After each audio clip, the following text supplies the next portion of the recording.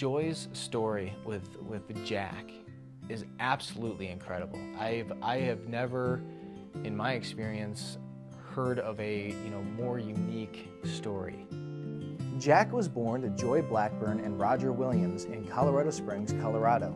At first, Jack developed normally, but around the age of 2, Joy started noticing some concerning behavior. Within a year, Jack was diagnosed with autism.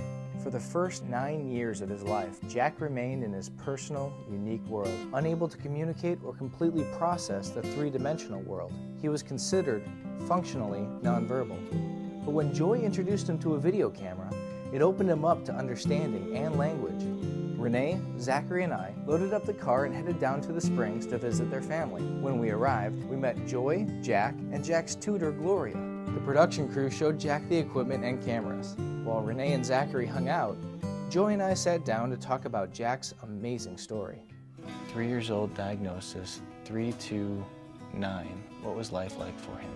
So he had a feeding disorder, he had a sleep disorder, he had allergies, he had this autism. He was just a bucket of mess, this poor little boy. But he was obviously bright.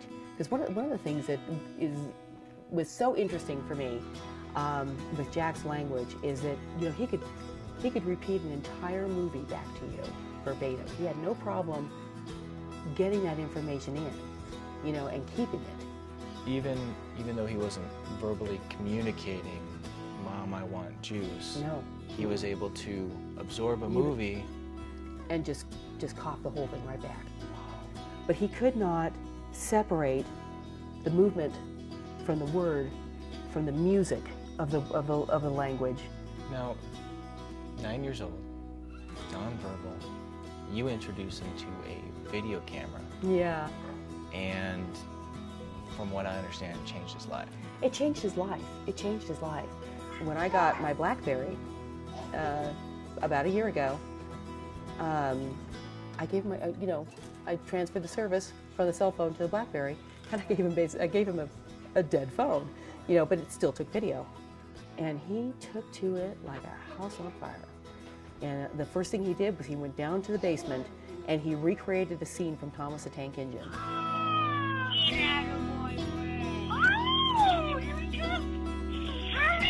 It was just unbelievable. And he's narrating it. And he's narrating it, but he's narrating it according, it was exactly verbatim. Right. And from there, he just kept shooting and shooting? So he was just shooting all the time. And what he would do then is he would start recreating a scene, and then he would start ad-libbing.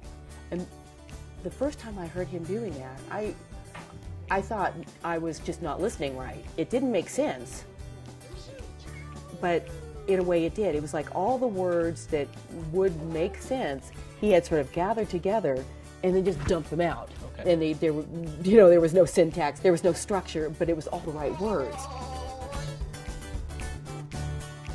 And as he kept going, with each progressive video, the syntax became better, and you began hearing like the beginning of sentences and the end of sentences, and how one sentence and the next sentence made sense together.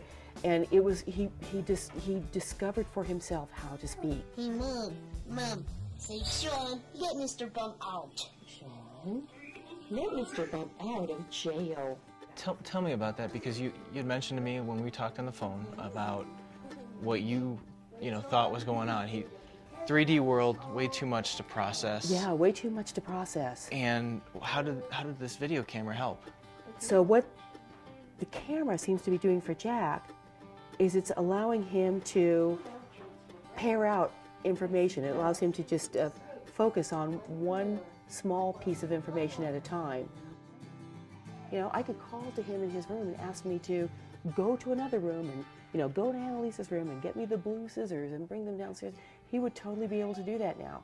And this is something 1 year ago I wouldn't have thought was going to be possible in his lifetime. 1 year. He is now doing. 1 year. 1 year. Talk about the amazingness of that. It's just incredible. It is. That he went 9 years nonverbal. Nonverbal, functionally nonverbal. And within a year of introducing a video. And he's just Tarzaning through language. There's still a lot of what he says that makes him sound like a foreigner, but there isn't a man on the street that would not understand what he was trying to say these days. He figured it out on his own, and he figured it out almost at once. Did he like camcorder? Want me to eat your camcorder? Ready?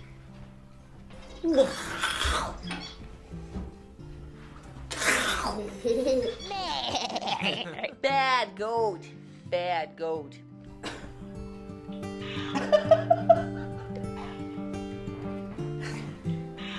The things you make me do.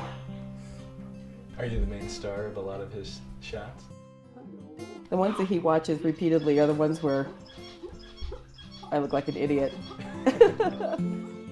And so he just started taking a video camera and exploring everything with Exploring everything. There he sits, eating his breakfast. He's got his camcorder in front of him. He looks at everything that way. He can't use it in school, but he takes it with him to school. And he, as soon as the bell rings and he's, out of the classroom, that thing is out again. And he just looks at it and narrates his world. Well, tell me about that. Tell me about that video, the competition. What Yeah, it was. what's all this about? I got a notice from the school saying that the PTA was going to have a talent competition, and I knew that Annalise wanted. She's a choreographer, so I was very Takes proud of after that. mommy. Yeah, she wanted to do choreography, and I was thinking, I'm going to be shooting this for her. I'm going to basically be submitting a video. Jack should submit one of his videos. First place. Jack's first film award. Yeah. What are you showing him? I'm showing him your award. Do you remember you won this award for your movie? About trains? About trains. It's the first award of many, I'm sure. I'm hoping. He's really got a lot of talent. And what is so cool about his talent is that we're only seeing the beginning of it. Mm-hmm. It's all in there, and it's just now beginning to find expression. The Anderson Coal Train! 104, 105, 106. Ow, my ears with the noise rate. So I was in his room one day, and the wind was blowing really strong, and it was making it was going under the eaves and going, woo, and Jack was sitting there videotaping his trains. And he looked up at me and just looked up at me. And I said, that's the wind. The wind is blowing over the roof and making music. And I picked up the horn. I said, if I blow into the horn, toot, I'm making music. The wind is making music on the roof. And he went back to his trains. And then he said, the wind was blowing and the roof began. It's like, sorry. The wind was blowing and the roof began to sing. I mean, what a beautiful thing to say. This kid that hardly could speak. It was just amazing. Excuse me. It's okay. It's okay. But he would not have been able to do that, before he started exercising his language through the use of the camcorder. Yeah. So who knows? Who knows what's going to come out of him next? Who knows where he's going? A world of creativity in him. Yeah, he does. What do you see as Jack's future with filmmaking? It's always going to be really important to him. Maybe he will be a filmmaker. Maybe. I really don't know where it's going to take him. I really don't. Maybe this is just something that's going to help him find something that suits him more directly. And we just don't know what that is yet. I don't know. I'm so grateful. I'm so grateful he's found it. Because it's just been everything for him now. Do you consider this like a miracle in Jack's life? I do. It's opened up. I do. I feel like I've reclaimed him,